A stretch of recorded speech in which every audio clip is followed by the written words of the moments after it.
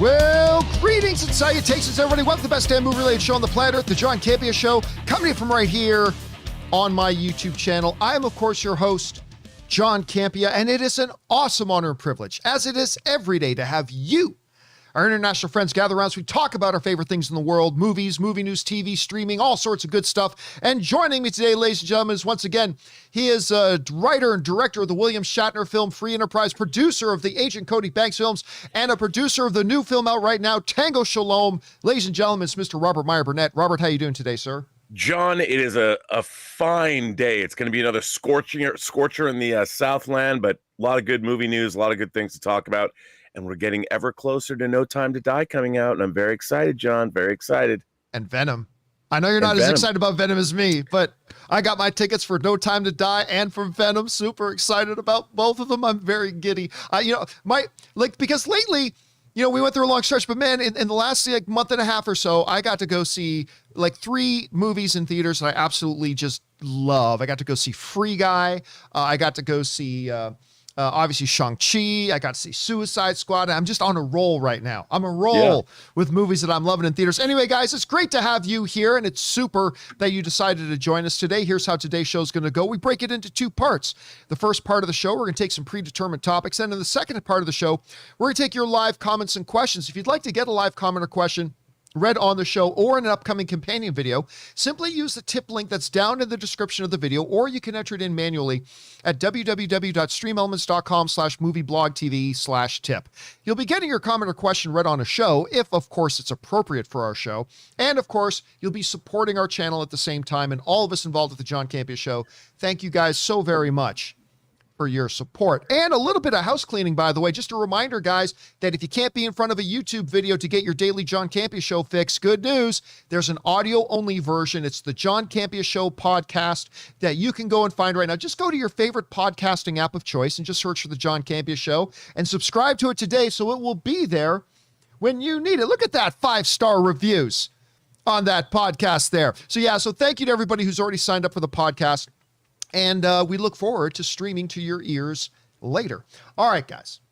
With that down, let's just jump into our main topics here today, shall we? And how do we select our main topics here on the John Campea Show? It's simple. You see, you guys come up with our main topics. Whenever you come across a big topic, issue, or story that you feel we need to cover as a main topic here on the show, just go anytime 24/7 over to www.thejohncampeashow.com/contact. Once you get there, you're going to see a form. Fill it out with your topic or question. It's absolutely free. Hit submit, and then maybe, just maybe, you might see your submission featured as a main topic here of the John Campea Show. And by the way, our friend Peter Cunnington sends in a super chat badge in the live chat. Thank you, Peter. All right, guys, with that down, let's get into main topic number 1, shall we?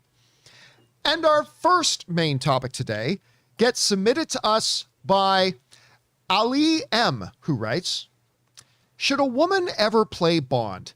I know the topic came up when it got out that Lashana Lynch was going to be the new 007 agent, not Bond. Anyway, Daniel Craig was just quoted as saying he doesn't think a woman should play Bond, but that better roles for women should be created in Hollywood. What do you think? Should a woman play Bond at some point just to mix it up? Many thanks. All right, thanks a lot for sending that in, Ali, and I appreciate that. And yeah, this is a conversation that comes up an awful lot, actually, right? Because a lot of times when a movie, a reboot, a sequel, either say gender swaps a character or they switch it up where they'll have a different race, like maybe you had a white character that's now being played by an Asian actor or a black actor, whatever. This is a question that comes up often. And what I have often said to it, and what my attitude towards it is this, is that if the either gender or race of the character in question is not absolutely core and fundamental to who and what that character is, then go ahead and swap it out. I don't care. It can actually become pretty interesting if you swap it out and change it up a little bit. Now, obviously, then there are some characters to whether their ethnicity or their gender is absolutely core to who and what that character is. A good example of that is Black Panther, right? It's absolutely essential, especially when you go back and listen to and read to why Stan Lee said he created the character in the first place. The ethnicity of Black Panther is an absolute core essential element to who and what that character is. But with a lot of other characters, I would say, Rob, the majority of other characters, it actually doesn't matter. It doesn't matter most of the time. And so go ahead and switch it up and swap it out if you want. Now, with No Time to Die coming out, and the news came out, as they said in their question, Lashana Lynch's character is going to be the new 007. She's not James Bond. It's just that James Bond is retired, and she's got the employee number. Employee number 007, that's now Lashana Lynch's character. But it did bring up a conversation that's been brought up a lot over the years is, could they ever replace James Bond with a female character and say, like, in the next iteration of James Bond movies, could James Bond actually be Jane Bond? Could it be a female character? Now, this kind of came up, and Daniel Craig had something interesting to say about it. This is what Daniel Craig had to say. He said, the answer to that is very simple, Craig told Radio Times. There should simply be better parts for women and actors of color. Why should a woman play James Bond when there should be a part just as good as James Bond, but for a woman? He's a male character. He was written as a male, and I think he'll probably stay as a male. Broccoli said, she's obviously one of the producers and kind of the owners of the rights of Bond, previously told The Guardian, and that's fine. Rob, this is an issue that has come up a number of times, and I've already kind of stated that, like, hey, listen, if either the gender or the ethnicity of the character is not a core essential element to who and what that character is. For example, Superman, who is not white. Superman is an alien organism who just happens to have the appearance of a white guy. Do I believe Superman being white is a core, essential, fundamental issue to who and what makes Superman who he is? I simply do not. It's not. And I've not heard a single valid argument to pretend that he is. But I agree with Daniel Craig here. I think when you look at James Bond, and you look at the DNA of this character, he is quintessentially male. Like, the way his character is, everything about his personality, both the good parts of his personality and the questionable parts of his personality, they are all fundamentally hinge on the fact that he is a dude. And so while I am very open-minded about the idea of, hey, yeah, you want to switch things up, make an Asian character, a black character, white character, black character, you know, or whatever, you want to make this, hey, Starbuck in Battlestar Galactica, you want to make Starbuck a girl, that's fine. I'm always very open-minded about that. But I personally believe that the James Bond situation, Rob, is one of those situations where the gender of the character, I don't think the ethnicity matters to James Bond. I think you can have a black James Bond easy, but the gender of Bond is so entrenched in our understanding of who and what makes him who he is. I'd say he's got to stay male. That's my take on it. Rob, what do you think? Well, I agree with you. I think we really live in a weird time now where this idea that characters somehow by gender swapping them or even race swapping characters, that you're somehow giving people better representation. And I don't necessarily think that that's true. I think what Daniel Craig said is absolutely correct. We need more new characters that are people of color and women. And they need their own original characters that can trailblaze the same way that James Bond was a trailblazing character. And, you know, I also don't think it really, like, I agree with you, unless their ethnicity or their gender is baked into the character for however that's done, you can make those changes. But I'll give you an example. If you change the ethnicity of James Bond to black, we know that the experience, especially of being black in America, but there's a different experience of being black in America to being white in America. Or I would assume, I didn't grow up in the UK, but maybe in the UK it's different. But that experience of the world then must somehow be incorporated into the James Bond character. So what does it mean? How would a black James Bond be different from a white James Bond somehow? And if there is no difference, then I think that the gender and race swapping is pandering. But if you incorporate how a James Bond who was black, his background would be different, I think that could be interesting. And I think so if you race or gender swap a character, I would like to see how those changes affect the character itself. I mean, I think it would be kind of interesting. Like, if you have, what is the experience of a woman being a 00? A license to kill. Does a woman have a different experience having a license to kill than a man? And if so, what is that difference? And how does that affect the character? To me, that can make a story that can be really interesting. Or a black James Bond who might having to be working for the crown. And the crown, of course, has a long history of colonialism. How does a black James Bond feel about king and country or queen and country? Knowing what Britain's history is. I think all of those things can make for good storytelling. But the real question is, wouldn't female characters and ethnically diverse characters want their own? Why get a hand-me-down character that's already existed? Why not create somebody new that's exciting that audiences can embrace from the beginning? I see. I'm going to disagree with you a little bit. Because to me, like you said, if you change the ethnicity of the character and it really doesn't fundamentally change anything about the character, then you say there's a negative connotation on that and just saying that's pandering. To me, it's the opposite. To me, it's if you can't make a solid argument about why this character must be white or must be black or must be female or must be male, then to impede on some creative exploration of the character, I think the onus is on the person saying you can't change it. The onus isn't on the person wanting to make the change. I think unless you can make a strong, valid argument about why you can't change something, then the onus is on you. I don't see that as pandering. I just see that as creative exploration. You know what I mean? I want to be clear. I think though that by doing that, by making the change, you are adding something to that character that didn't previously exist. Right. But can't you say that every new James Bond, even though they've all been white males, can't you say that every new James Bond has brought something a little unique to Bond? Like Connery's Bond is different from Roger Moore's Bond, which is different from Brosnan's Bond. So, if we know Idris Elba isn't going to be the new James Bond, but I'm just saying, theoretically speaking, if Idris Elba came in and did just what the other actors had done, bring his own flavor, his own uniqueness to the role, like, isn't that in and of itself, something creatively worth exploring? I think it absolutely could be, which is why I think the fact that if you had a black James Bond, how would he respond to Britain's legacy of colonialism? Would he?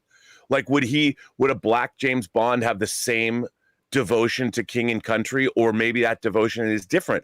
I just see it as a way to make the storytelling more in-depth and more interesting and more fascinating. I think by just swapping the race of a character and not dealing with how a person of a different race has a different experience in the world is not exactly living up to what you could be doing if you make that kind of a change. So let me see if I'm understanding you correctly. You're saying it's like, okay, if you're going to make a change like that, like we brought up the example of Starbuck earlier, and I think what you're saying applies to that absolutely directly. Like, so what you're saying is if you're going to make a change, either gender-wise, ethnicity-wise, whatever, just make sure that's reflected a little bit in the character itself. Make sure that change, we see a creative expression of that change in the character itself. Is that what you're saying?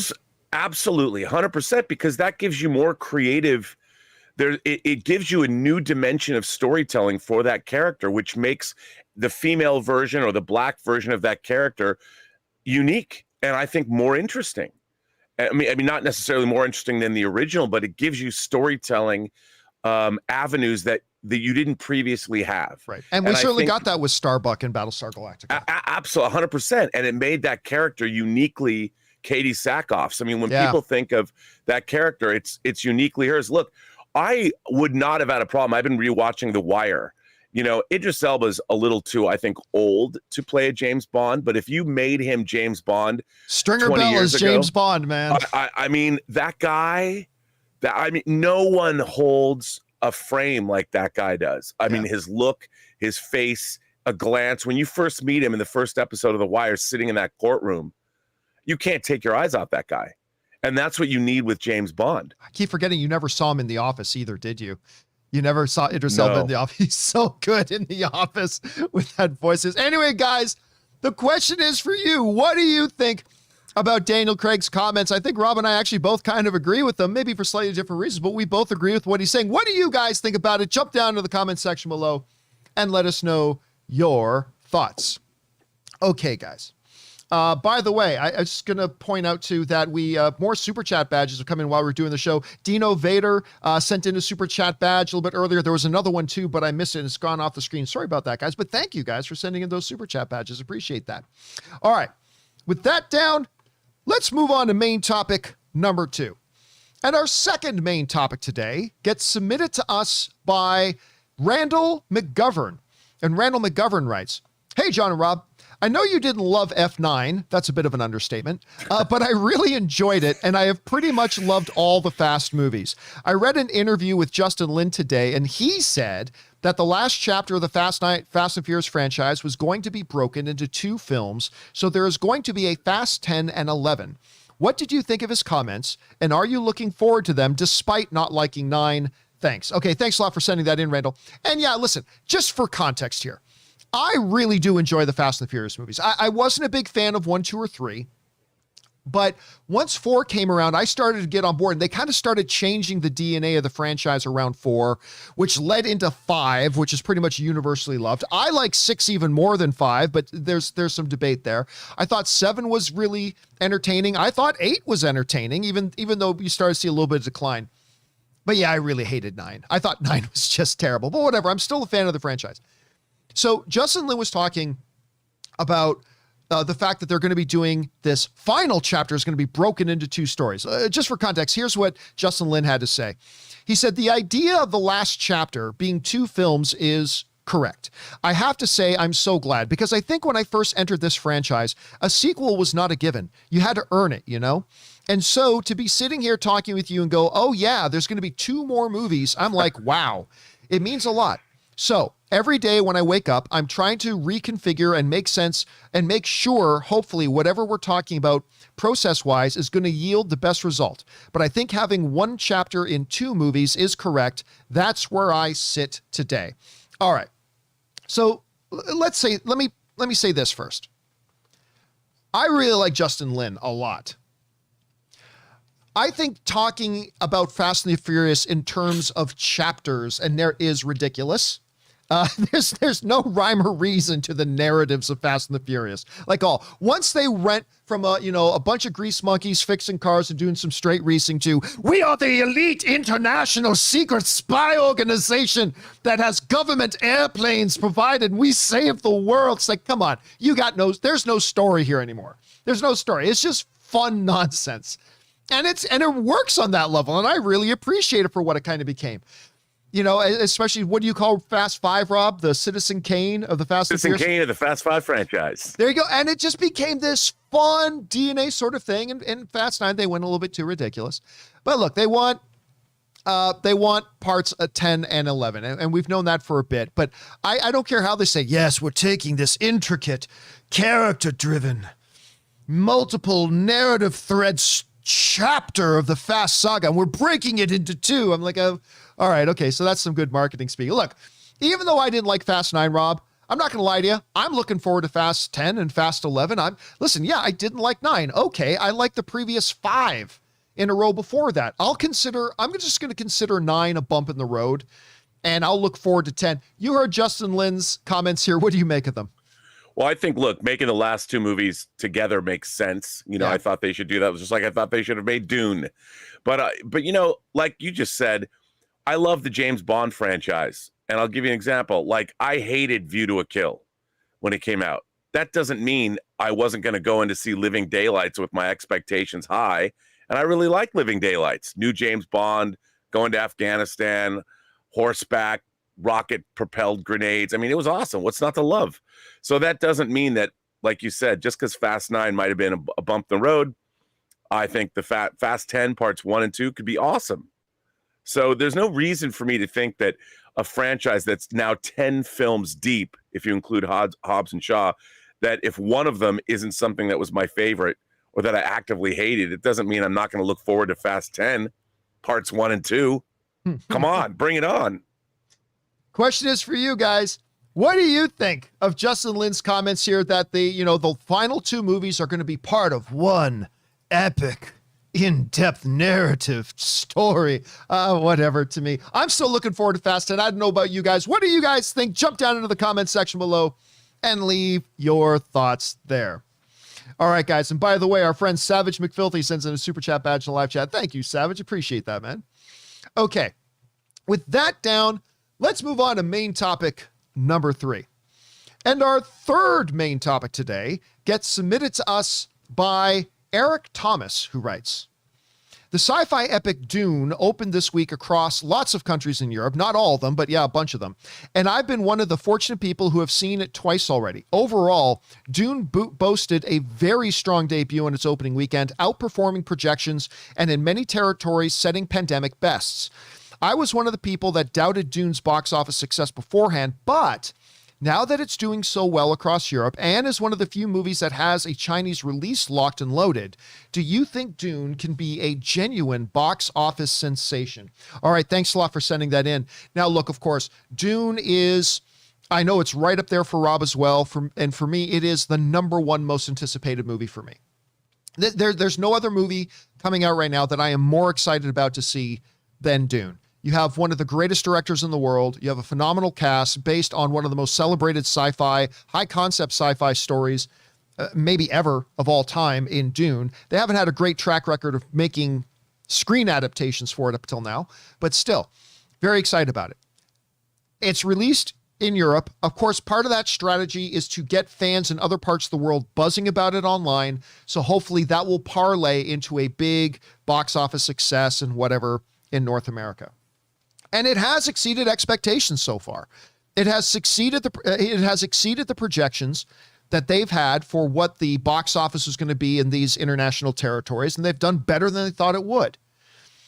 So the question, can this actually do much better than we thought it will? It could, but Rob, I'm sticking with it will probably not. No, I don't think it will.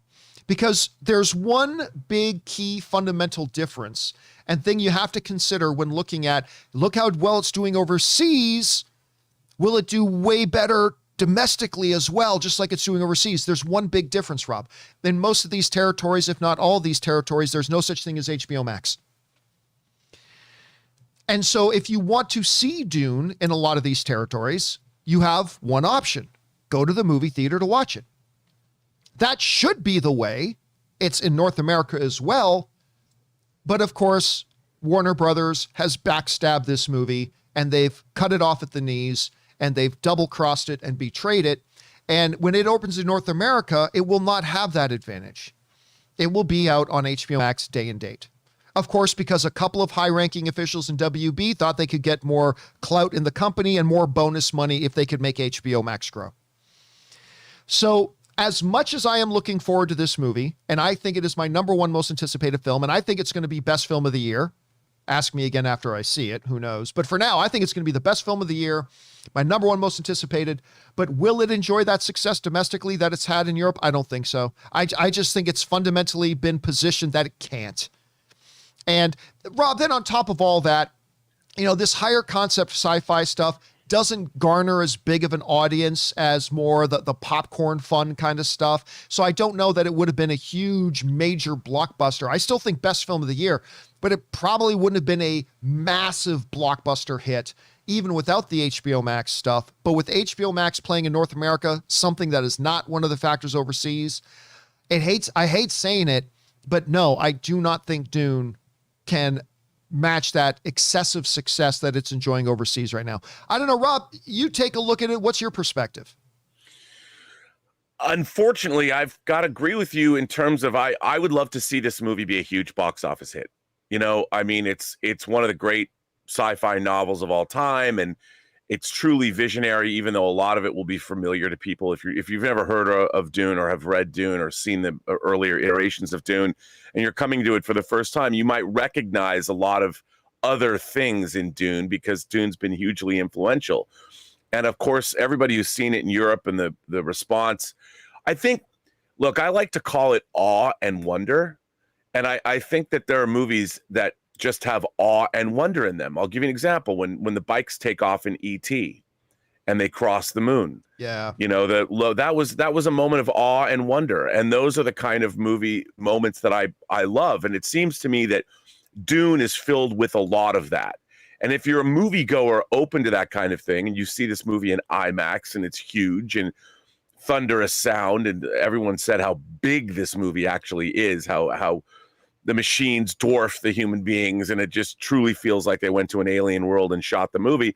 If you're into that, I think you'll like the film. And from what I've read, people are really responding to that a lot, because we don't have much of that in the movies anymore.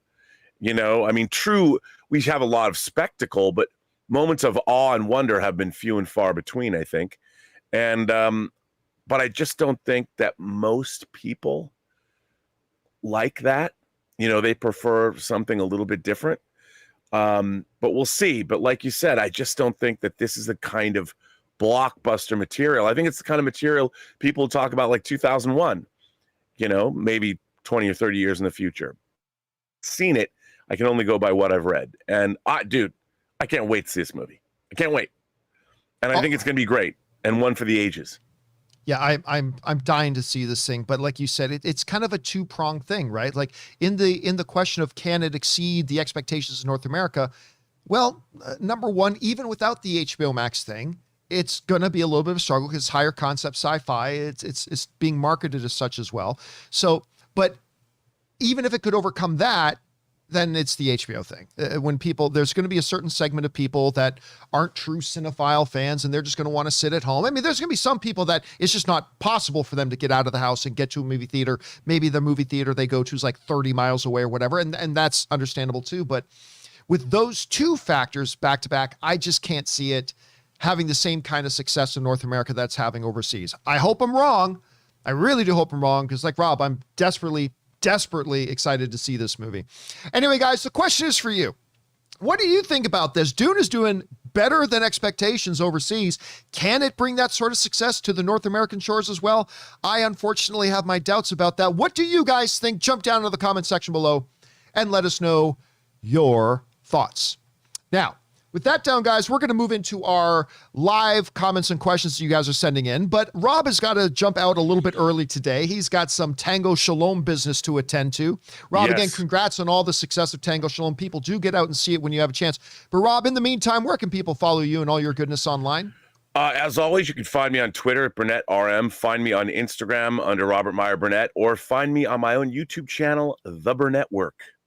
All right, Rob, thanks for being here. We'll talk to you again tomorrow, man. Have a good one. I'll see you, sir. Thanks a lot. Ladies and gentlemen, the one and the only, the great Mr. Robert Meyer Burnett. And he'll, of course, be back again tomorrow. And by the way, just a shout out to Kevin Cow, who sends in a super chat badge in the live chat. Thank you, Kevin. Appreciate that, man.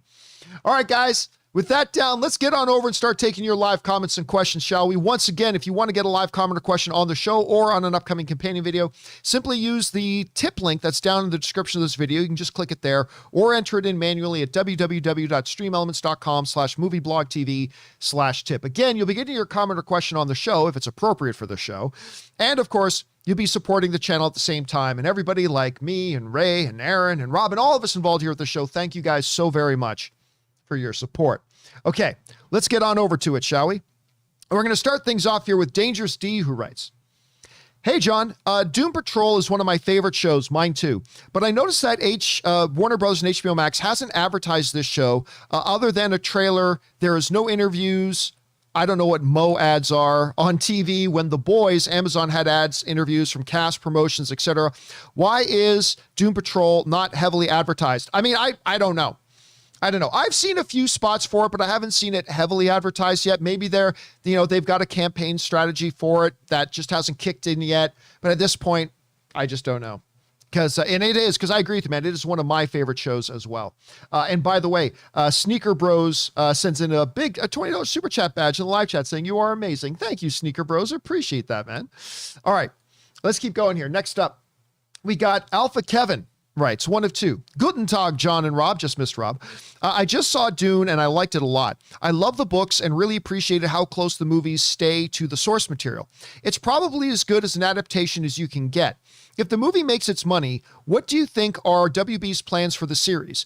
I'd love to see a trilogy, Dune Part 1, Part 2, and Messiah, but can't see them trying to adapt the latter. Weirder books like God Emperor. Theater was packed, so fingers crossed for good box office. The money must flow. The spice must flow. And yes, Alpha Kevin, the money must flow as well. Well, look, obviously the plan right now is to get the 2 done. But clearly Warner Brothers, at least the film division of Warner Brothers, who were backstabbed by another division at Warner Brothers, but the film division at Warner Brothers, their plan is to turn this into a very serious ongoing franchise. Because while they want to get the second film done to complete the first one, they also have that series they're getting due, the Sisterhood of the Bene Gesserit. So they're trying to get that up and running as well. And they are moving on that. There is motion being on that right now. So clearly their thoughts was to turn this thing into a big, platform spanning franchise. Whether it can get there or not, we don't know. And I agree with you. And Rob and I have talked about this on the show before. As the Dune books progress, they do get a little odder as they go. So my guess is, and it's just a guess, my guess is that if they can keep this thing going, and that's a big if right now, that you will see them take more and more creative liberties once you get out of the core Dune book. Once they get past the core Dune book, I think you'll see them take more liberties to make it a better presentation for the screen medium, because the printed page is different from the screen. And so I think you'll see them take more liberty with it. Let's hope and keep our fingers crossed, Alpha, that we actually get to that point. Okay, next up, Chuck the Mystery writes, "Hey, John, 1 of 3.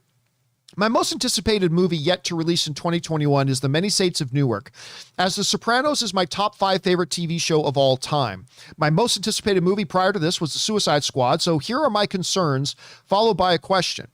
Like Suicide Squad, Saints will have HBO to contend with, but as you have pointed out, one of the other things that hurt Squad was the baggage it brought with it from the first disliked movie. However, Many Saints of Newark brings the baggage of a beloved TV series. Unfortunately, Saints now has to compete with Venom on the weekend of October 1st, and I fear that Saints will be the film hurt most by HBO because people watch the show there and will feel they can do it again with all that in mind. How will Saints perform at the box office on opening weekend, and do you think that there is still a hunger for Sopranos content today, even though we can never get a proper sequel to the show without James Gandolfini? Thanks." Well, I mean, first things first, Chuck. Even if James Gandolfini was alive, I mean, spoiler alert for a 20-year-old show, Tony Soprano dies at the end of the series, so they couldn't do a proper sequel to it anyway. Now, I was just checking this out before we started, but let me bring this up again. The first reviews for Many Saints of Newark are coming out right now. And as of this moment, Many Saints of Newark has 28 reviews, so it still has another like 200 reviews to come. And it's got a 79% rating on Rotten Tomatoes, so that's pretty good, bordering on the 80%. It's basically at 80%, which is pretty damn solid. That's good. Now, how do I think it will do?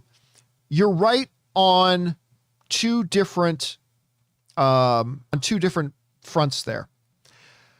Number one, it's got to contend with the fact that it's on HBO Max. That is clearly going to hurt its box office.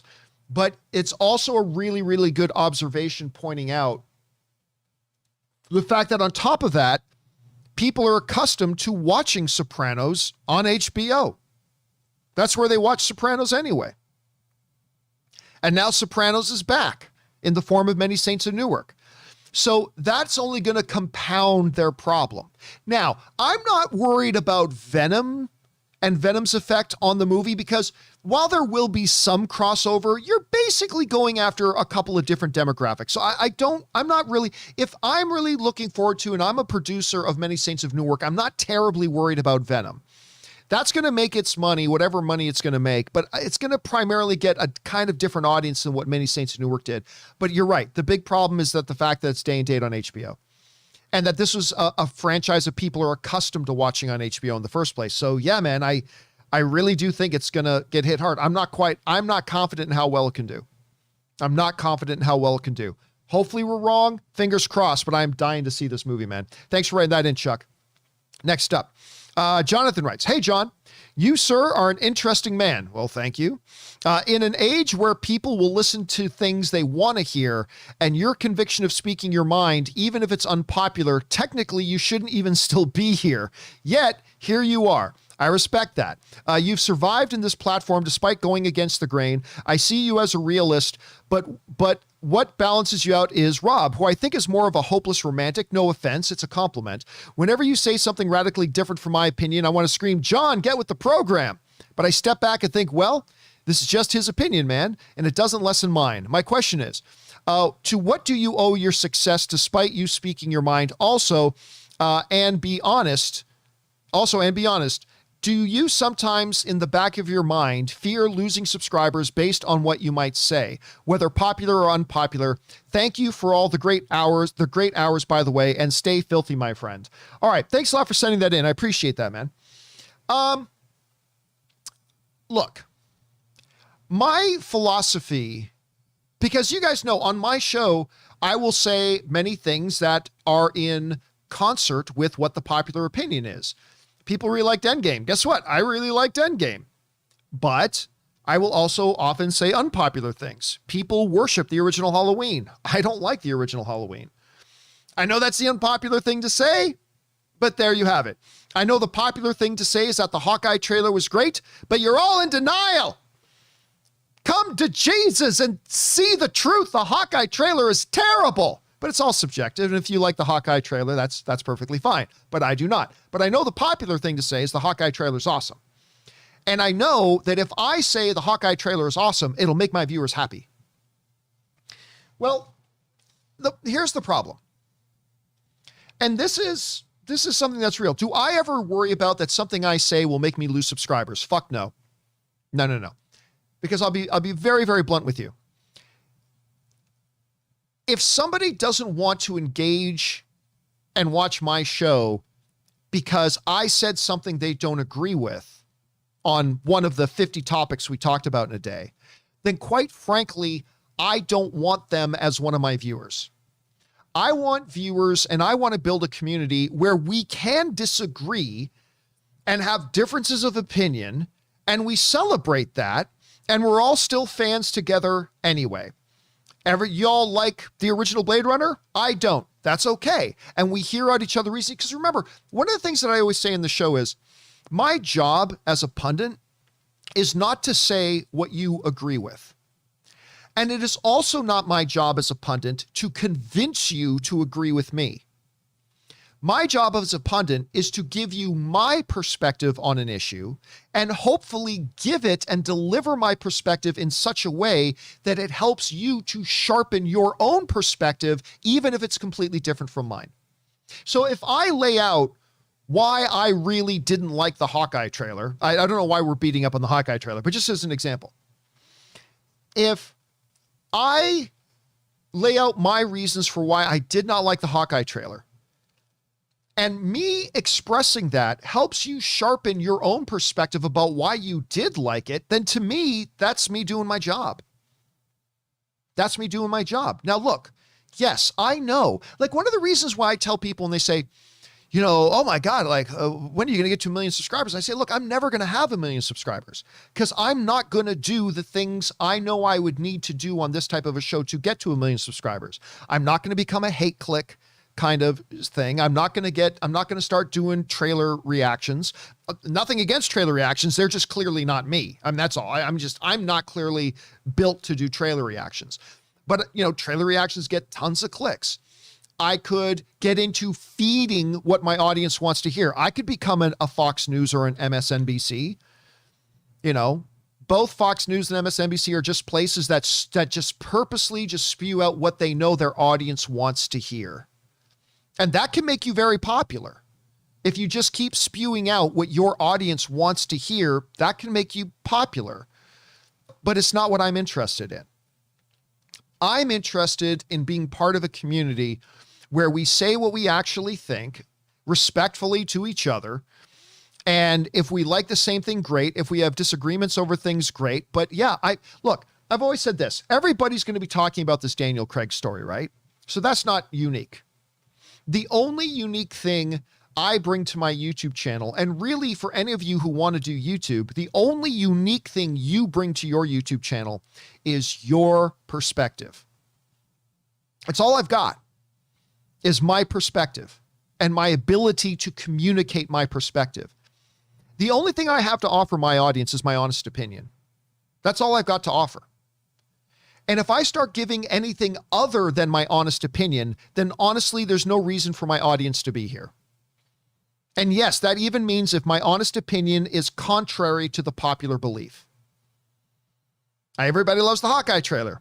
Well, I'm not going to come on here and say, oh yeah, I love it too. I didn't like the Hawkeye trailer. So I'm just going to tell you. Everybody likes Clone Wars. So if I came out and said, oh yeah, yay, I love Clone Wars too, that would be disingenuous and I'd be lying. I don't like Clone Wars. Right? And that's because the moment I stop giving my honest opinion, popular or not, I lose my reason for being here. And so that's all I got. So that's why I can totally live. Honestly, the only thing that ever bothers me, the only criticism that I get that ever bothers me is when people like fucking morons suggest I'm not actually giving my honest opinion. Like, I don't mind when they criticize. I don't mind getting criticism for my opinion and positions that I hold and beliefs that I have. I don't mind that. That's perfectly fair. That's perfectly fair. What actually bothers me is when somebody tries to suggest that I'm not saying what I actually think. That bothers me because you little fucker, yes, I am. I'm actually saying what I think. You may not like what I think, but I'm always going to say what I think. And it's all I have. So anyway, I appreciate that. But no, Jonathan, no. When you're asking, be honest, do you ever sometimes worry that what you say, you're going to lose subscribers? Never. Because if somebody's going to leave my channel just because they don't agree, because I dare to say something they didn't agree with, then honestly, I don't want them as viewers. It's quite simple. I don't want them as viewers. I really don't. That's not the type of community I want to have. So there you go. By the way, Nate sends in a super chat badge in the live chat there. Thank you, Nate. Appreciate that, man, very much. All right. Let's keep going on here now. Next up, we've got Marie, who writes, I love your show. Thank you so much, Marie. Thanks for the great work you do. My question is about Dune. With the film's strong box office debut in Europe, Russia, and Hong Kong, do you think Warner Brothers regrets their decision to release it simultaneously on HBO Max? Can they do something about it now? No, like one of the big problems with the whole HBO Max situation, as Rob has pointed out in the past, is that you had a couple of people in key positions of decision-making power who believed they could personally benefit if HBO Max could be made to grow much bigger than it has. And so they backstabbed the film division, and there you go. Are there people, listen, I know for a fact, because I've talked to people, I know for a fact there are a number of people in high floor offices at Warner Brothers and AT&T and stuff like that, that hate the HBO Max situation. They hate it. But they're not the right people. So there are some people over there at HBO that really do regret and hate what's going on. There really are, but it's not the right people, not yet. But don't worry, pretty soon Warner Brothers is going to be owned by Discovery. The guys at Discovery know how to run a media company, and hopefully things will get better. All right, thanks for that, Marie. Next up, Willow writes, have you tried calling up your old Zodiac crew and asking them to do you a favor and do some breakdancing in your After Dark videos? Instant 1 million viewers guaranteed. Yeah, no, I don't think that's ever going to happen. That will not ever happen. I'm still working on trying to get some go-go dancers for the After Dark show. It's difficult. It's a lot more difficult to find than I thought, but no, I will not be calling up Willow, the old Zodiac crew. Of course, my name being Pisces in that, but no, I will not be doing that. Not at all. All right. Next up, Leo Milmit writes, I lived in Palm Springs for 10 years, but just relocated to go to college elsewhere. Rob, why couldn't Tango Shalom have been released 8 months ago?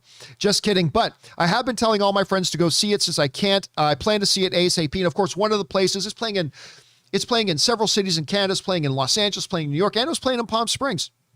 Oh my God. Palm Springs is hot. I was out there just recently. It's really, really hot out there. But thank you for the support of the movie, Leo, and keep encouraging people to see it. And hopefully you're going to be able to see it wherever you live here pretty darn soon.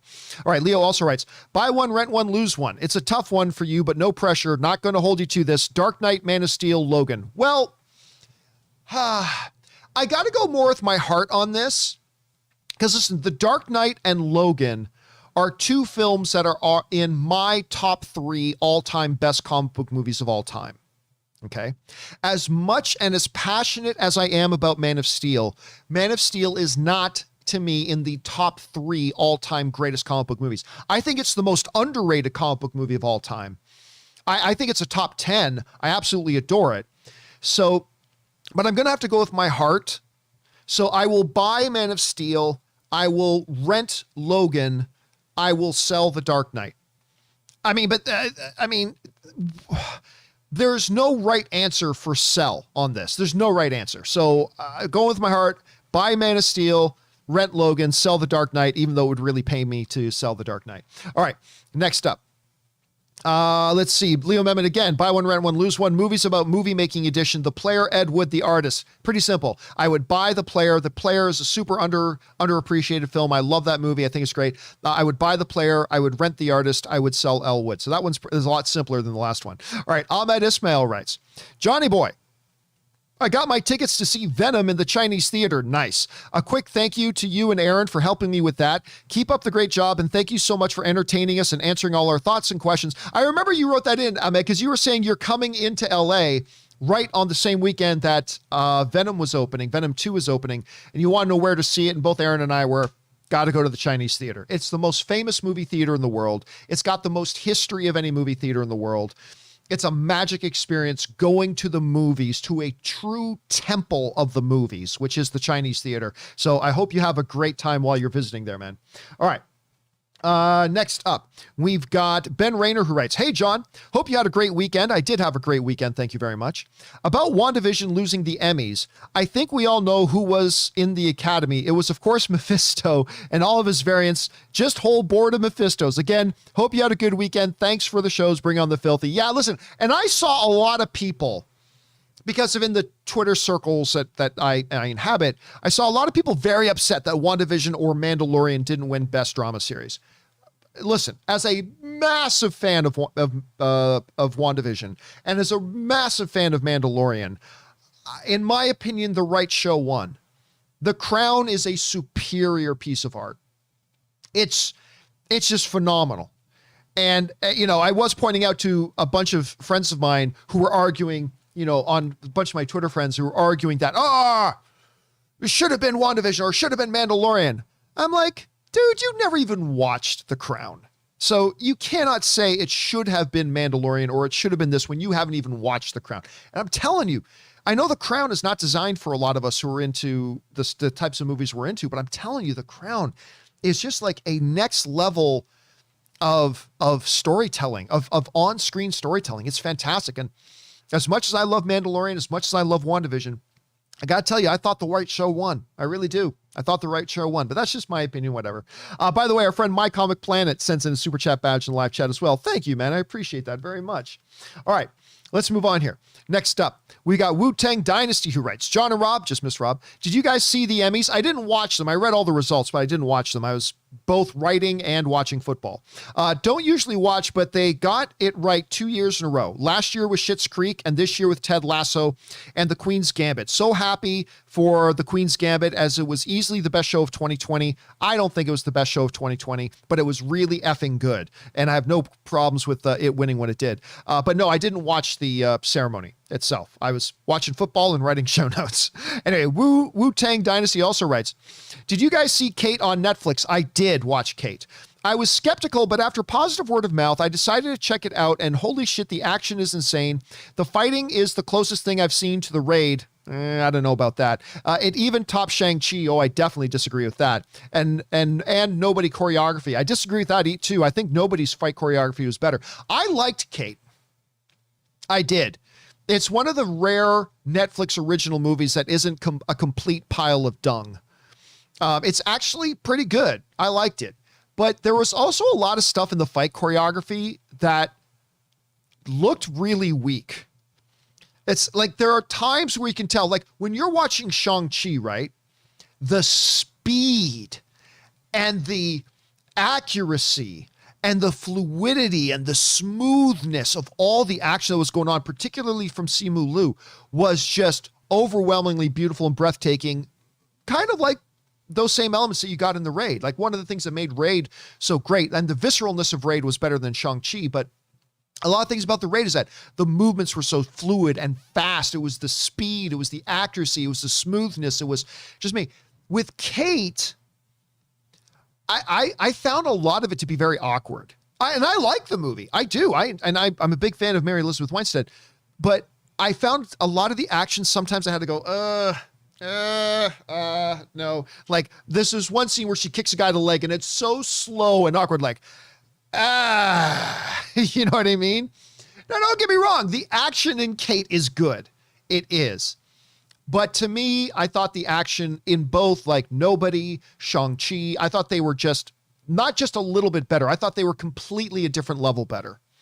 Much closer to The Raid than, say, Kate was. But I did enjoy the movie. And again, the action's not bad. I just wouldn't compare it to the action of those two things, myself personally. All right, next up. We've got Jojo Giraffe, who writes, have you seen Conan O'Brien's antics at the Emmys? I saw some of the clips on YouTube for it, yes. Heckling from the crowd, then crashing Stephen Colbert's acceptance. If so, what are your thoughts? Not trying to focus on gossip or drama, but I'm hearing this might be a result of his poor treatment from TV execs. No, Stephen Colbert already publicly came out and acknowledged that it was all arranged. It was all set up. It was all arranged. It was all planned. So no, I mean, that's, you can let that part go. Yeah. Again, you can go and look up Stephen Colbert's comments. He already acknowledged that it was all planned, that stuff. So don't worry about it. All right. Next up, McJesus writes, so when Wu heard the voice from his wife, which caused him to go on a homicidal mission to free the Dark Dweller, Wanda hears the voices of her children calling in a similar way. Shang-Chi was also originally supposed to come out prior to WandaVision.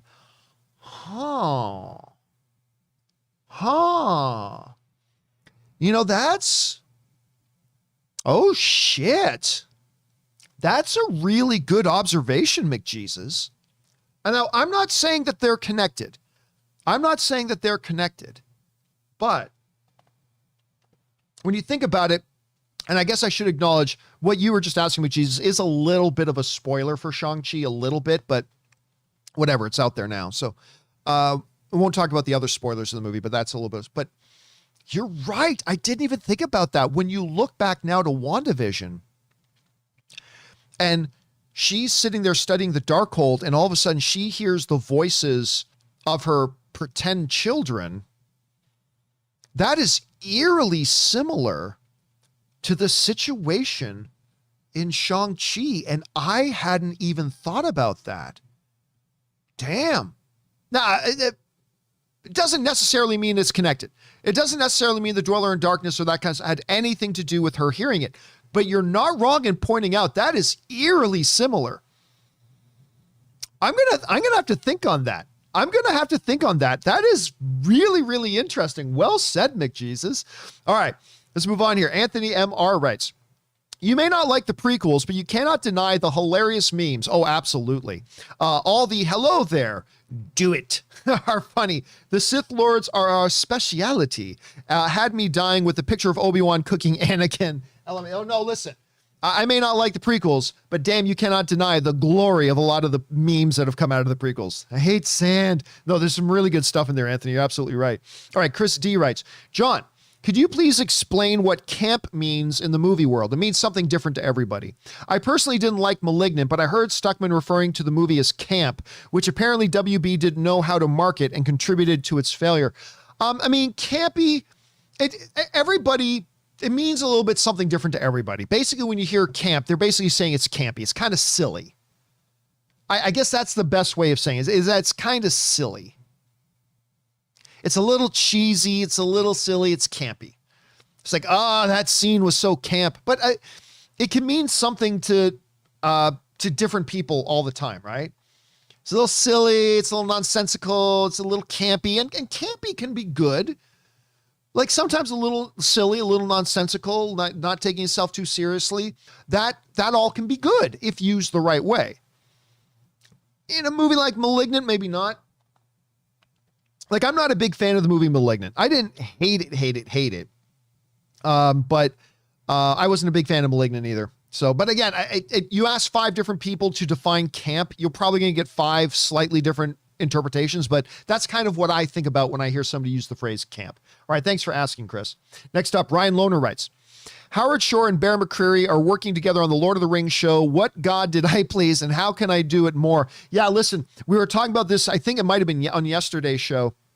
that Howard Shore is apparently in talks, the guy who composed all the music for the Lord of the Rings films, and that music for the Lord of the Rings franchise is such a part of those movies. Like, you hear the music from Lord of the Rings and your mind and imagination are instantly teleported to Middle Earth and you're reliving those scenes in your mind. It's amazing. And the news coming out that Howard Shore is in talks now, which means it's probably going to happen, to do all the music composition for the Amazon Lord of the Rings series. To me, that's just going to make it feel like coming home. That's going to make it feel just like coming home. And I'm really, really excited about that. All right, next up. Chris D writes, I'm not sure if you saw the Emmys last night. Again, I didn't watch them, but I know about them. But The Crown owned the night. They certainly did. They swept like almost everything. It felt like every member from the cast won an award. If you're not watching this show, I'd like to recommend it to you. Yeah, The Crown was fantastic, and it won like Best Direction, Best Writing, Best Lead Actress, Best Lead Actor, Best Supporting Actress. It won Best Supporting Actor. I'm not sure if it won Best Supporting Actress or not. At any rate, yeah, it really did sweep up a lot. It really was The Crown and Ted Lasso's night. It really was. All right, next up, Jonathan writes, damn it, I want to see that Finch movie with Tom Hanks, but I don't have Apple TV Plus and I don't want to pay for another streaming service. Trailer looks so interesting. Damn it, any advice? Can I rent it on Amazon at least? I don't think so. Now, the whole reason Amazon or Apple TV Plus makes these movies is so you will sign up for Apple TV Plus. I will say this, though. Apple TV Plus is turning into, I'm not going to say it is yet, but it's becoming a must-have streaming service. With, shows like The Morning Show, with shows like For All Mankind, they have been doing some really, really interesting things on Apple TV Plus. Now, look, I'm not terribly excited about Finch. Not going to lie. I thought the trailer was pretty good, but there are two other Tom Hanks Apple TV Plus original films or streaming original films that have come out in the last year and a half or so that have looked interesting that I was really disappointed in. I think the one was called Greyhound, that World War naval movie. I thought that was a big disappointment. I did not like that movie at all. I didn't hate it, but I did not like it at all. And then that Western he did, News of the World, which also looked really interesting, but I gotta say, I didn't really like it all that much. I thought it wasn't a very good movie. Really neat idea, beautiful performances in it, but overall, I just didn't like it so much. So I'm a little hesitant. About Finch, even though the trailer looks not bad, but we'll see. But listen, honestly, Apple TV Plus, they're doing some good things over there. And I would consider, plus it's one of the less expensive streaming services you can get. So I would consider it, Jonathan. All right, anyway, next up. Anonymous viewer writes, buy one, rent one, lose one, Snake Eyes, F9, Tom and Jerry, easy, sell them all. It's just no questions. I'm not buying any of those. I ain't renting any of those. Sell them all. Just sell them all. Leo Milmet writes, tell Rob that one of my favorite people in Palm Springs saw Tango Shalom at my request and liked it. Can't wait till it comes to theaters nationwide or streaming. It's going to be coming out on home video here pretty soon. And I will absolutely pass on that you had somebody that watched it and liked it. And make sure you tell them to write something about it online and spread the word about Tango Shalom. Thanks for that, Leo. All right, Alan writes, hey, John, I just got my tickets to see Venom 2, 3 times opening weekend. Nice. And my ticket to see No Time to Die. I am so excited. Yeah, me and Ann have our tickets for Venom opening night. However, I could only get one set of tickets because after Thursday's showing of Venom, I am then going out to Las Vegas for 3.5 days to go. And some of you guys know, some of you don't, that I go and participate in the World Series of Poker every year. I didn't last year, obviously, because of COVID, but I'm getting back into going to the World Series of Poker, which is starting up on the week of October 1st. And so I'm going to be going to watch Venom on Thursday night. And then Friday morning, as soon as I'm done the John Campea show, I'm going to be jumping into the car and driving off to Vegas with my buddy Soul, and going to go see how I do at the World Series of Poker this year. But there will still be a Venom open spoiler discussion that weekend. I'm just going to have to do it from my hotel room in Vegas. So there's that. All right, next up. Let's see. Alan writes, Hey, John, I love seeing Tamora return as Boba Fett. It was good seeing him back in there in Mandalorian Season 2 and was wondering, when do you think we could see some footage / a trailer? It's getting close to release. I would not hold my breath. I would not hold my breath. I mean, yeah, they did just put out a trailer for Hawkeye, but TV stuff is handled different than movies are. So like if the Book of Boba Fett was a movie, I would expect a trailer to be dropping right about now. But as a TV show, they don't generally market nearly as far out as they do for movies. But again, like, there are exceptions to that. Hawkeye put one out. Hawkeye put them out. So yeah, there's that. So we'll see. I wouldn't be surprised if one came out in the next couple of weeks, but I also wouldn't hold my breath. And I wouldn't worry about it. I wouldn't worry about it. They always market stuff for TV a little bit later than movies, but who knows? Could come out anytime. But I am also very much looking forward to it. Okay, next up, Casey McNatt writes, you know, even though he didn't win it for WandaVision, I thought it was great to see Evan Peters win an Emmy. He won an Emmy for Best Supporting Actor for Mare of Easttown, for Best Supporting Actor in a Limited Series for Mare of Easttown. I thought everything I've seen him in, he was a promising young actor. He's not all that young. By the way, okay, Google, how old is Evan Peters? Oh, let's find out here. Yeah, Evan Peters ain't that young. He's 34 years old. Yes, it was helpful. Okay, so yeah, Evan Peters ain't that old. 34 years old. 34 years old. I know it feels like just yesterday we saw him as a high school student in Kick-Ass, right? But the dude's 34 years old. But no, you know what? It was great seeing him win that. He was fantastic. The acting, look, guys, if you've not seen the Mare of Easttown, you've got to. It's fucking fantastic. And like, you get to the end of episode 1 and that's it. You're hooked. You're hooked. And Ann and I just ravagingly ate up that series. It's fantastic. If you haven't watched it yet, yes, you do have to today. David Lozelle saying that's not him in Kick-Ass. Oh, it absolutely is him in Kick-Ass.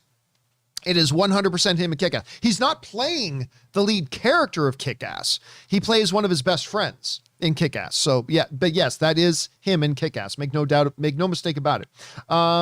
Okay, next up, we go to McNeil, who writes, hey, John, I remember a while back you mentioned that you were excited to see the Clint Eastwood's new movie, Cry Macho. I am excited to see it.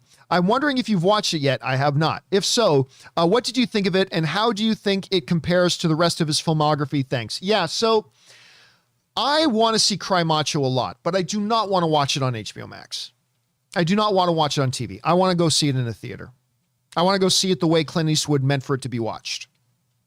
But this opening weekend for it, I didn't have the opportunity to.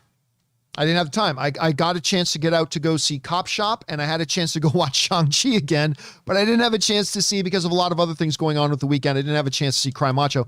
And I guess I could sit down and watch it on HBO Max. I don't want to watch it on HBO Max. I'm not going to lie. I just don't want to. I'm not hearing great things about it either, but still, it's a Clint Eastwood movie. I'm going to give it my time. So hopefully in the next couple of days, I'm going to get a chance to run out to probably the AMC in Riverside and go check out Cry Macho, but I haven't seen it yet. All right, next up. Donda writes, who's having the worst 2021 so far?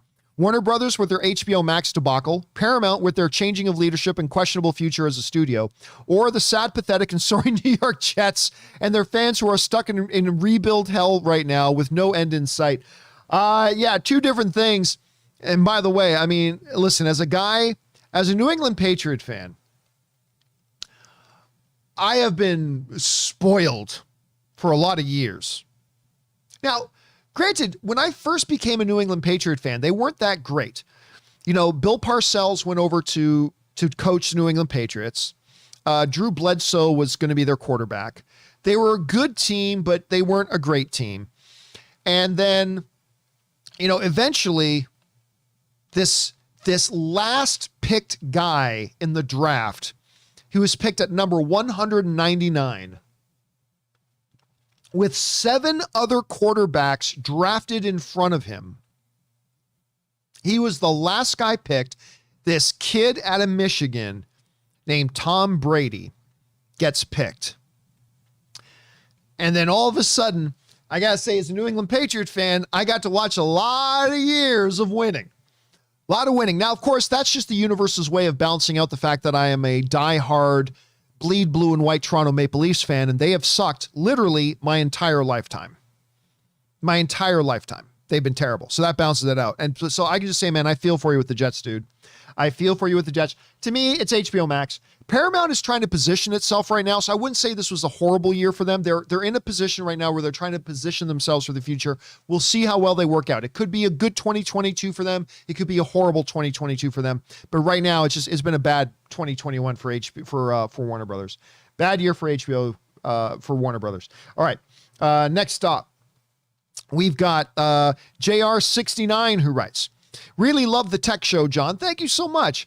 By the way, on your show graphic before the show starts, the time is always 5. Not where I'm at. It's not. I'm on the East Coast, so it should be 1 p.m. or even 10 a.m. your time. Just curious. When I load it up, it always says the exact time the show starts. It's starting up at 10 a.m.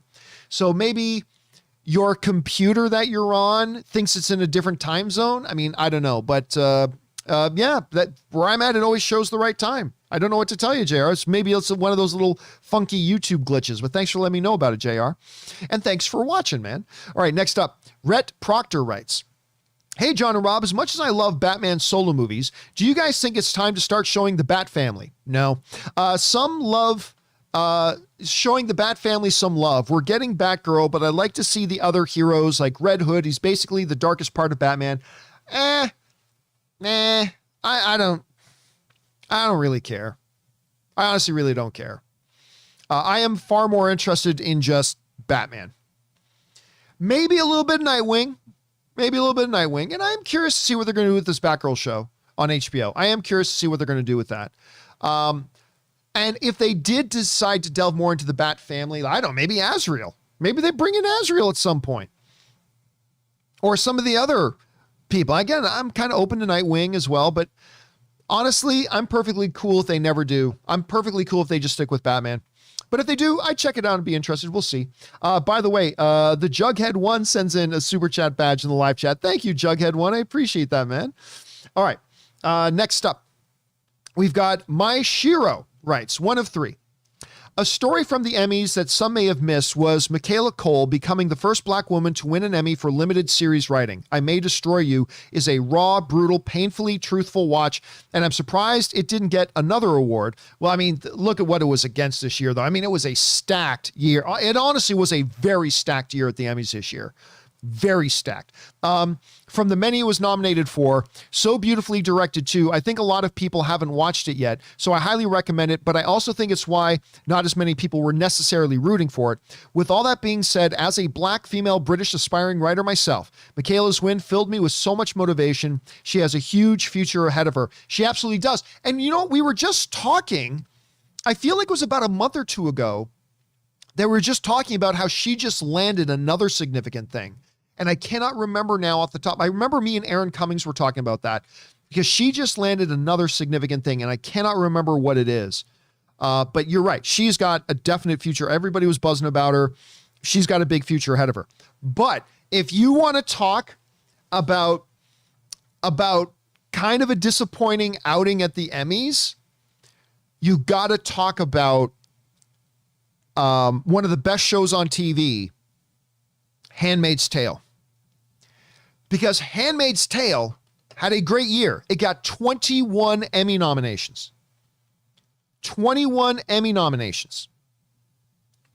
And it went over. So, yeah, maybe I May Destroy You didn't win more awards than it could have. The Handmaid's Tale went 0 for 21. Now, of course, look, you got to look at that on the positive side. Holy crap, that show got nominated for 21 Emmys. I don't care how you try to paint that, that's a hugely successful year. You got 21 Emmy nominations. That is a hugely successful career. But you'd think with 21 Emmy nominations, you might be able to eke out 1 or 2. And they weren't able to, but that's fine. That's fine. But that show is absolutely phenomenal. I mean, Anne watched it first. She watched like the first episode or two. I can't remember. And then she was like, and she did this with Marvelous Mrs. Maisel too, which I also love. But like Anne watched it first and then came to me and said, okay, this is a show you got to watch with me. We're going to start from episode 1 again. I'm like, all right. And I'm like, poof, holy shit. It's a strong show, man. It's really, really good. You should definitely check out Handmaid's Tale. It's fantastic. All right.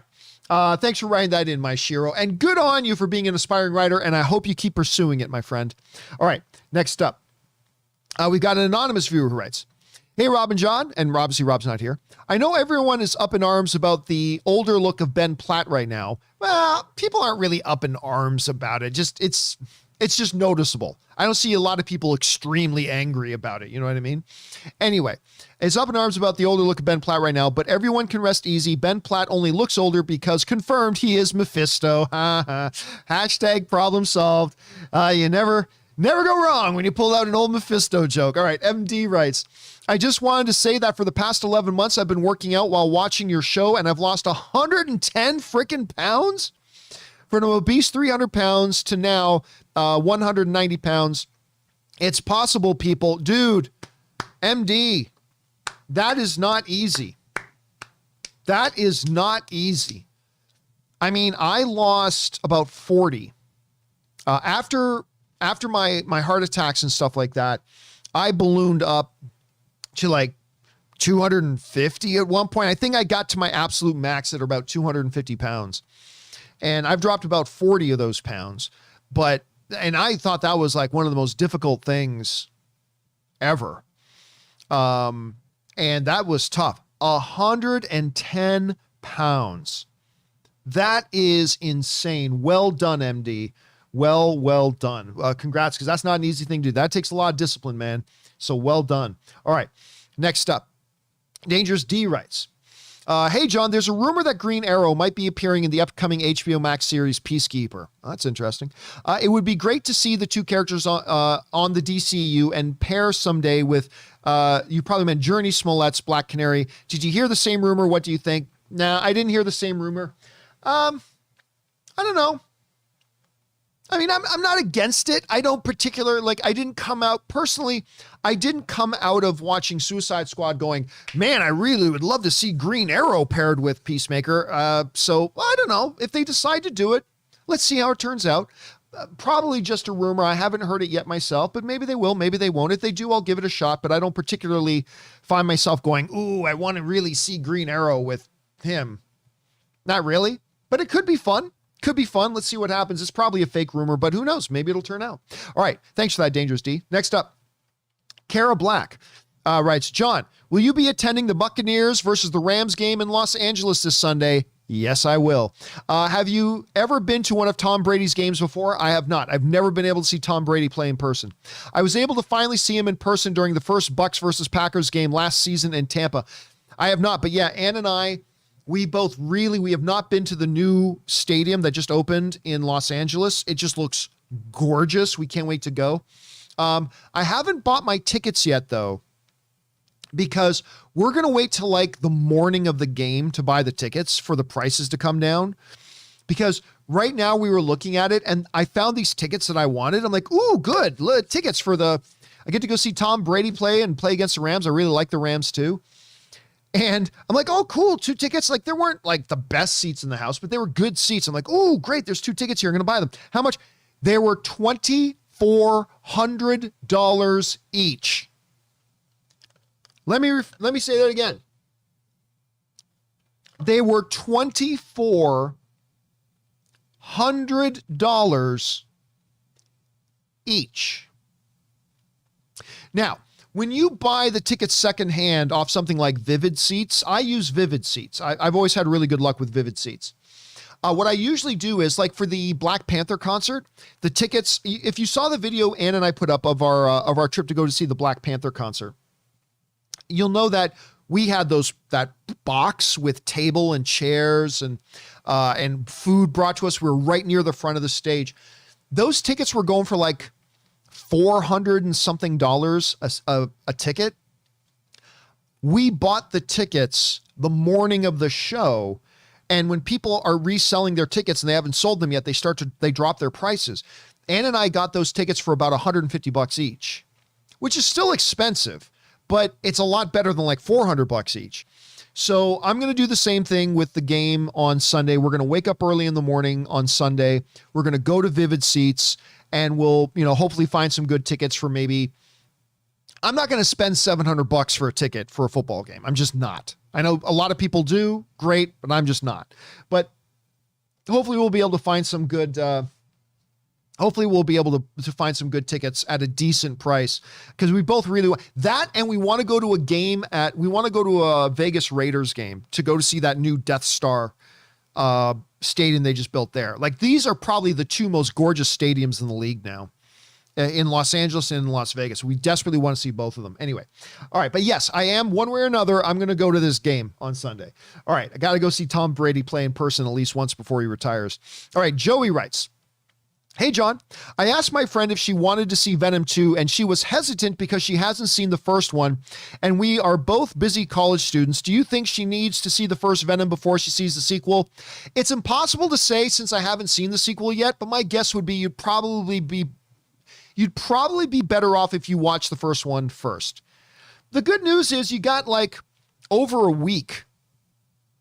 You've got over a week to find, an hour and 45 minutes to sit down and pop on Venom. And again, I can't say you have to see the first Venom in order to see Venom 2, because I haven't seen Venom 2. I just don't know. But my guess would be you would be very, very much better served if you do watch the first Venom first.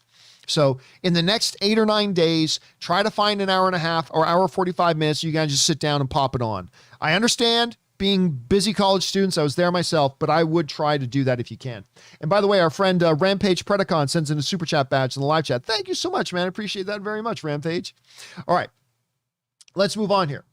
Next up, we've got Bernie Palafox, who writes, "Good afternoon, my favorite dudes and dudettes. Longtime fan, keep it sweaty." Thank you so much, Bernie. My question is simple. Did you see the final Halloween Kills trailer? I did.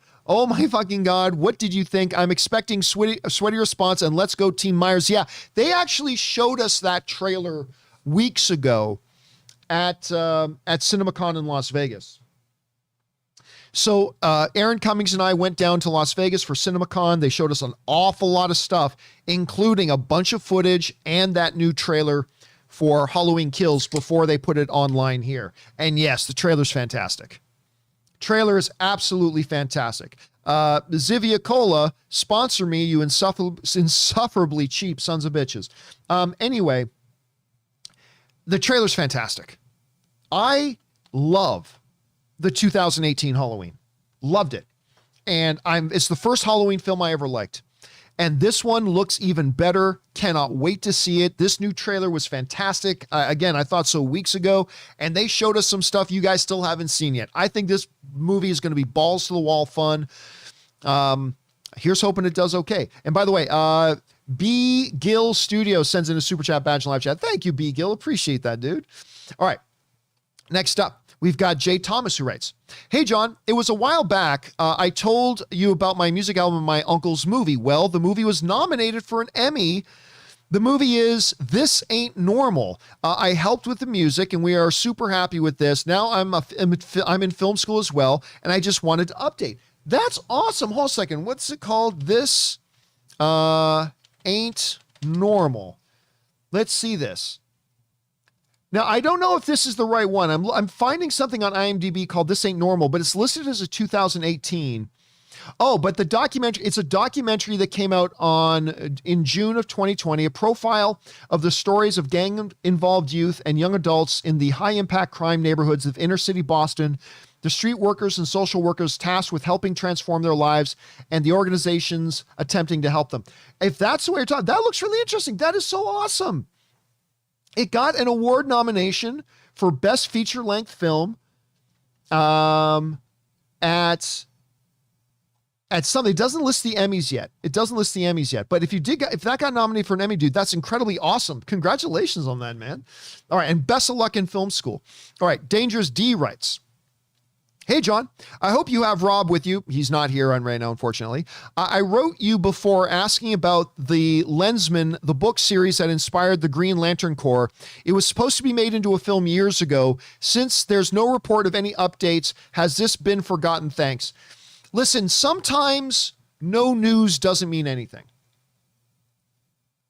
Oftentimes, no news means nothing. Sometimes it does mean something.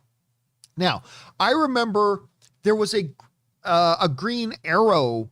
They were going to do a Green Arrow Supermax thing, and maybe that is or isn't happening.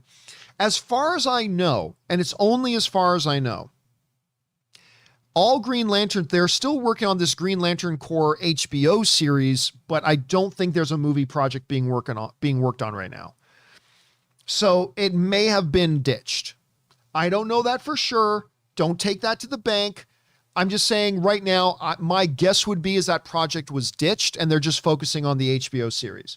Or maybe, they're rolling elements of what that movie was going to be into the HBO series. I mean, I don't know. We'll have to wait and see. But as far as I know, I think it might be ditched. But don't take that to the bank. I might be wrong about that. All right. Let's see here. Tribal Chief writes, nobody said it yet, so I'm going to say it. If there's no Eminem song about Carnage to promote Venom 2, that will be a missed opportunity from a marketing perspective. Hey, listen, the music from the first one certainly did help. I don't know that it would actually be considered a missed opportunity. I don't know that it would make a make or break difference. I don't think it would, but I'd like to hear it. I would. I'd be with you, Tribal Chief. All right, next up, Just Your Average Jose writes, hey, Campea and crew.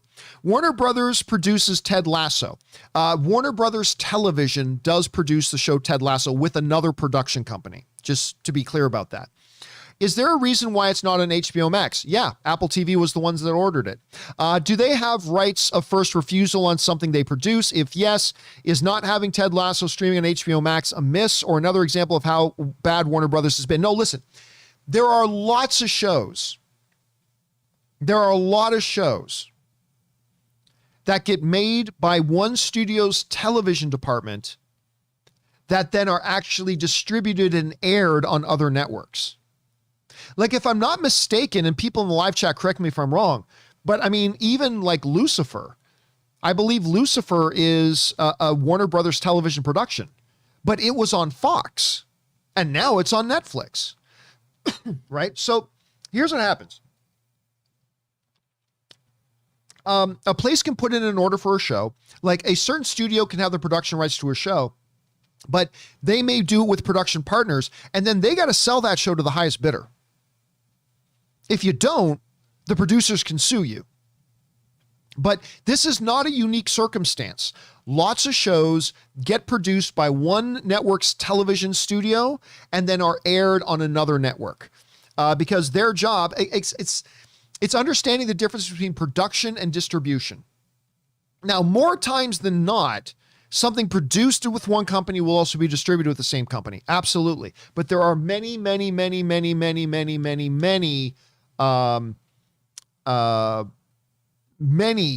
examples of TV shows that you watch on one network that if you watch the credits, you'll realize is actually produced by another television studio because it's just kind of that way. So no, it's not a big story there. Not a big story. Okay. Let's see. Next up, we've got, that was Just Your Average Jose. Next up, we're at Garden Variety Vagabond writes, well, John, the last season of Lucifer was the perfect gift that we did not deserve. You might say it was an expression of grace. Not finished it yet. Ann and I are 8 episodes in now. We're going to finish off the last couple of episodes here. I've enjoyed it. Not my favorite season of Lucifer so far, but I have quite enjoyed it a lot. I think the addition of Rory has been really great. For those of you who haven't seen it, I won't go into details on Rory, but I've really enjoyed it a lot. It's been a really good final season. Again, not my favorite, but really good nonetheless. I'm looking forward to watching the last couple of ones.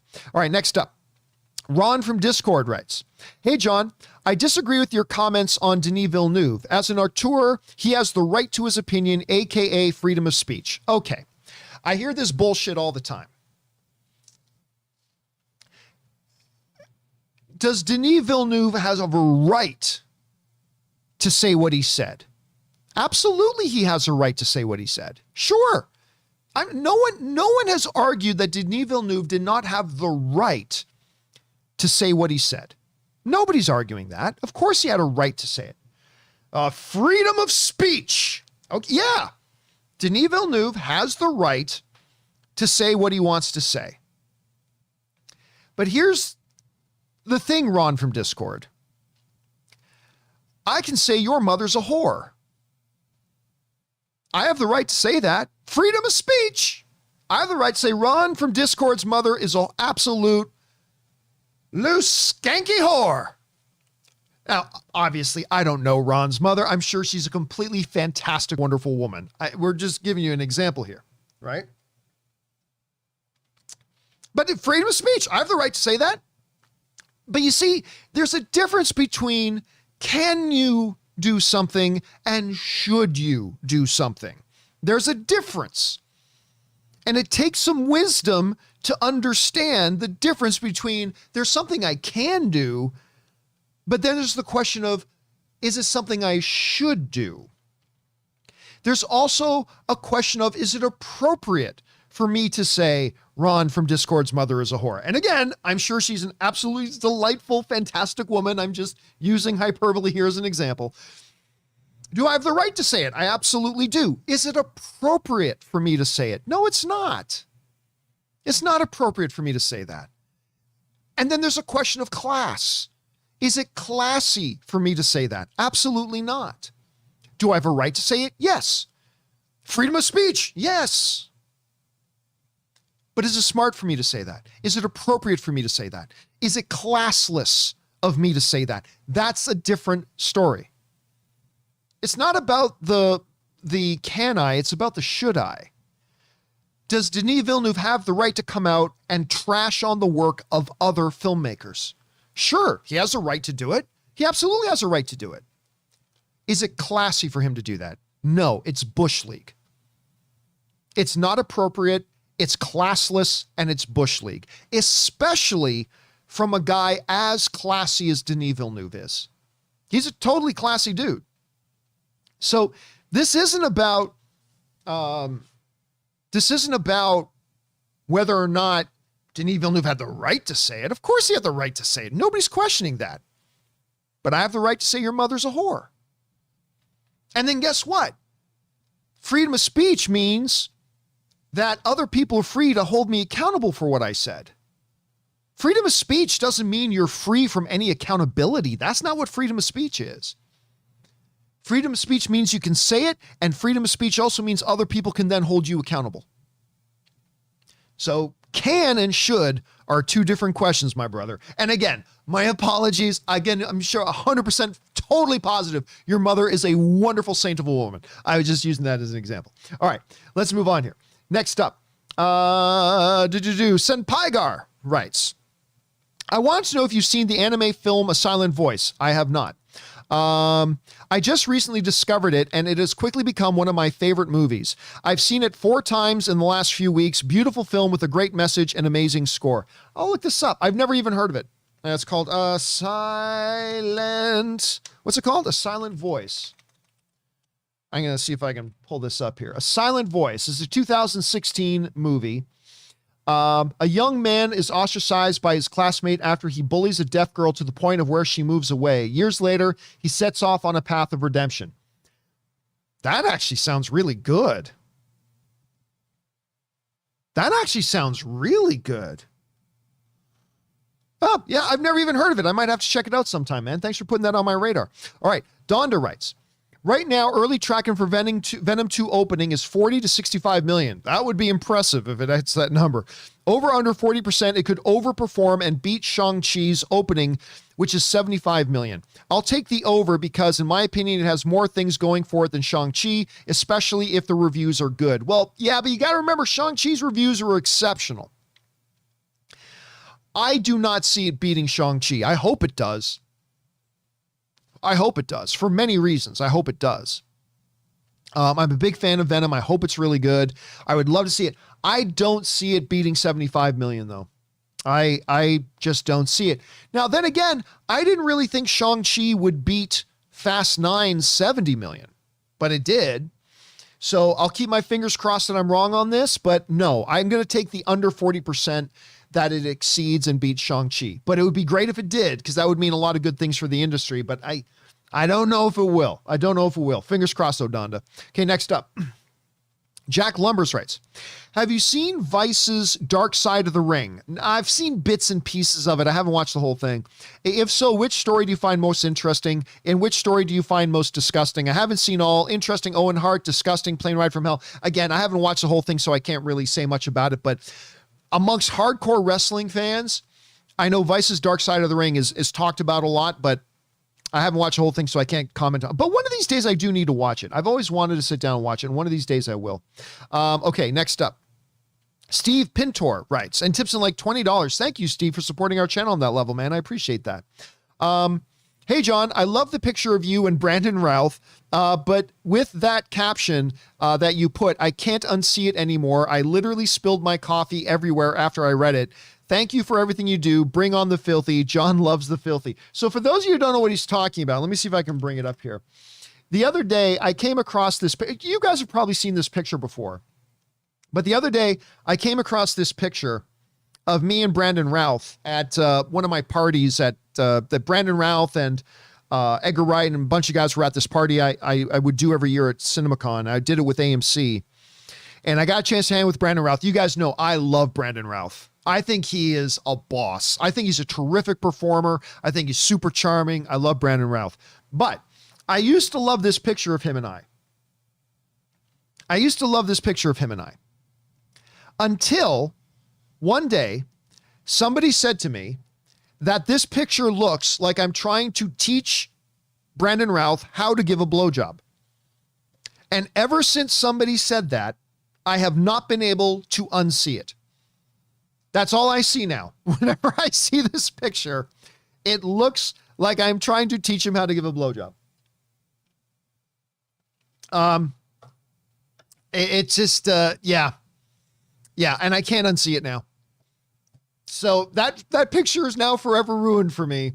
It is now forever ruined for me, but it is what it is. Okay, let's get back to it then, shall we? Thanks for that, Steve. I'm glad you liked it.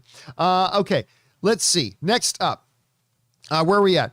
Bo Sumner writes, I should say. And Bo also tips in like $20 in there. Thank you so much, Bo. Appreciate that. Hey, John, I would love to hear your full thoughts on the first season of Superman and Lois. I personally loved it. I thought it had real heart. I thought it played like a movie. I can't because I didn't watch the full season. I ditched on it after, what was it, episode 10? It was either episode 10 or episode 11. I just stopped enjoying it. I really liked it up to that point, but then some stuff happened in the show and I didn't enjoy the show anymore, and I'm not going to watch a show if I'm not enjoying it. But I did like it up to a point, and I'm glad you enjoyed it, but I can't give my full thoughts on the full season because I didn't watch the full season, unfortunately. All right, next up. Great Latino writes in, John, have you read from Deadline that the International Association of Theater, what's it again? The International Association of Theater Stage Employees or something like that. I can't remember what IATSE stands for, is seeking to strike. If you think stuff is getting pushed now, wait to see what happens with the strike. Hollywood will come to a grinding halt, union strong. Yeah, I don't think they will, though. I don't think they will strike. So for those of you who don't know, these people like represent cinematographers and, set designers and costume makers and grips and a lot of people belong to the IATSE, the unions there.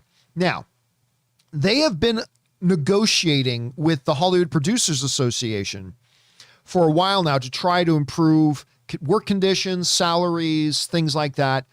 And I guess they've hit a little bit of an impasse. Now, thank you. Fletcher Independent says the International Alliance of Theatrical Stage Employees. That's what IATSE stands for. Thank you for that. What has now happened is that the union head is asking now the membership for permission to call a strike. That doesn't mean they're going to call a strike.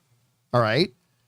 They may, but all that he has done is he has asked the union, because now the union's got to vote on whether or not to give him approval, him and his executive committee, the approval to call a strike if he wants to, or if he feels he needs to. Again, it doesn't mean they will strike. They're not voting to strike right now. They're voting on giving him authorization to call a strike if that's what he chooses to do. Now, this could very well be a leverage play, just showing the producers that they're serious. It could mean they are getting ready to strike imminently. But yes, if they strike, yeah, production is going to be ground to a halt. Production is going to be ground to a halt. Now, you can't just give away the farm. You can't just give away things to whatever people ask, but you got to play serious. And they are clearly very serious right now. So again, I don't actually think it'll come to a strike. And I do think that the union will authorize him to call a strike if he chooses, but I don't think it'll come to that. I think this is a posture, just like the producers are going to posture as well. But I think they'll both show that they're both very serious. They'll get to a table. The articles that I'm reading on it, it doesn't actually sound like they're all that far apart. Like if you read the unions guy, it sounds like they're getting nothing. If you read the producers, it sounds like they're trying to give them everything. And so the truth is probably somewhere in the middle. And honestly, the way I read it, it doesn't sound like they're terribly far apart right now. So I don't think it's going to come to it. And maybe it will, but I don't think it's going to come to a strike. All right. Next up, we've got Sam Weiser Gamgee writes, "Hey, John, you probably already got this answer from a Man from Atlantis. Oh, but Man from Atlantis was a TV series." Yeah, somebody wrote that in the late 70s with Patrick Duffy. Only ran one season, but it was Duffy's stepping stone to a little show called Dallas that made him a TV superstar. Have a great one. Yeah, so somebody wrote in, I think I was on last night's After Dark. I think somebody wrote in and said something about Man from Atlantis, and I had no idea what Man from Atlantis was. So, and then I had a bunch of people write to me afterwards and say, "Hey, Man from Atlantis was a show that ran one season, I think probably before I was born, but I never heard of it." Obviously, I know Patrick Duffy, but I'd never heard of it. But yes, I did get a lot of people write in. So thank you for your consideration on that, Sam Weiser. All right, next up, Sam Weiser also writes, "Hey guys, I saw Malignant and Cry Macho. Among several things wrong with both, one thing that stood out was crappy supporting acting. The cops in Malignant, one over the top, the other one half asleep. Cry Macho, Dwight Yoakam was awful. The kid, meh, oh well." Yeah, again, I haven't seen Cry Macho yet, but I have to agree with your assessment of the it's not even the supporting acting in Malignant. I thought all the acting was bad.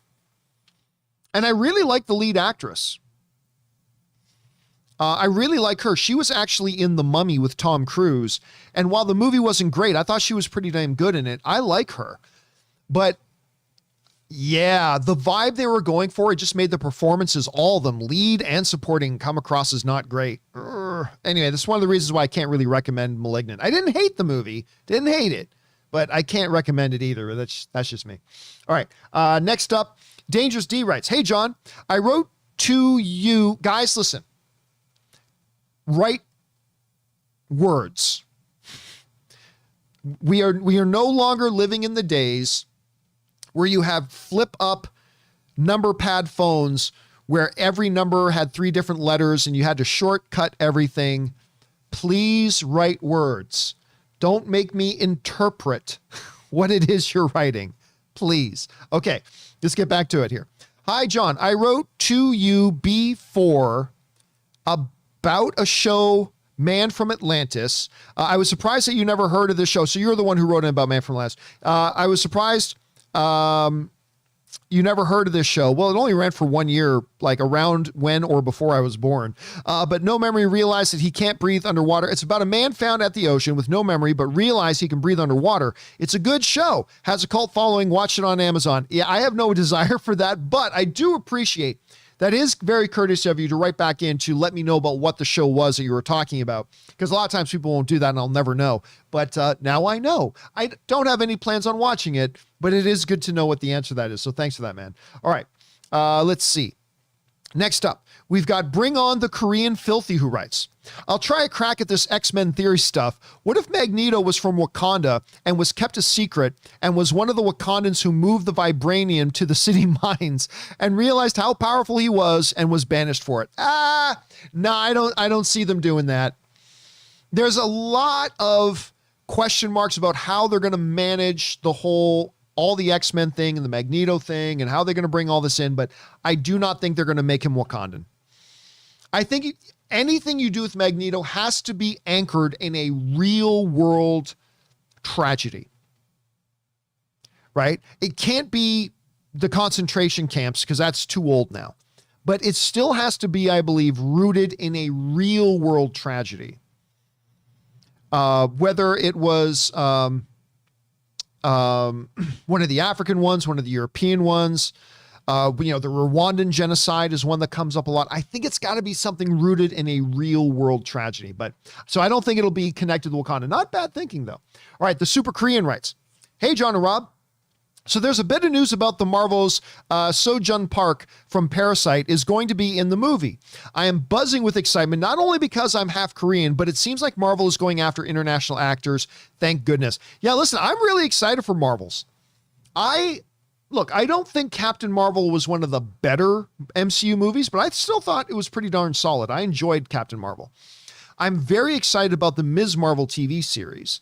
And I'm very curious about this Marvel's movie they're making with both, the girl from WandaVision, Ms. Marvel, and of course, Captain Marvel.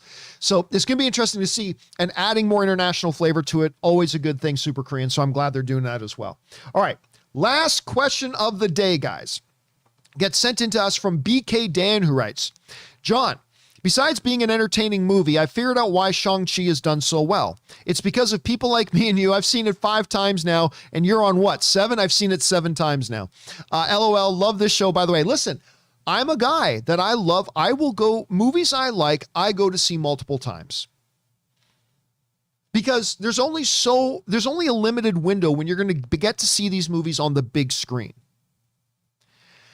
So when there's a movie I really get entertained by and I really enjoy, I will go see it multiple times. I saw the first Thor in theaters 8 times. I saw Suicide Squad in theaters 3 times. I saw Free Guy in theaters, I think 4 times. When I enjoy a movie, I like enjoying it on the big screen when I can. Because eventually it leaves the big screen and all I'm going to have left is a crappy TV screen to watch it on. And that's fine. But yeah, when I like a movie, I like to go see it multiple times. All right. Yeah. All right, guys. That'll do it for today's installment of the John Campea Show. Listen, there are still a few more questions to come from Queefer Sutherland, JCL Productions, and Joel. Do not worry. We will pick up right where we left off on tomorrow's John Campea Show. We'll pick up right there. We're pretty much almost all the way caught up now. So we will pick right up on the John Campea Show tomorrow, right where we left off there. But in the meantime, guys, thank you so much for being here and making this show part of your day. Special thanks to Robert Meyer Burnett for being here and bringing his glory and goodness. Of course, he'll be back on the show tomorrow. I think we're going to have Aaron Cummings on the show tomorrow too with me and Rob. So tune in for that. And a very special thank you to all you guys who sent in these comments and questions. Number 1, because you give us great fun things to talk about. But number 2, you supported this channel as you did it. And all of us involved here at the show, thank you guys so very much for that support. Remember to do the 4 main things, guys. Stay smart, stay safe, take care of yourselves, and please take care of the people around you. That'll do it for me, guys. My name's John Campea, and until next time, my friends, bye-bye.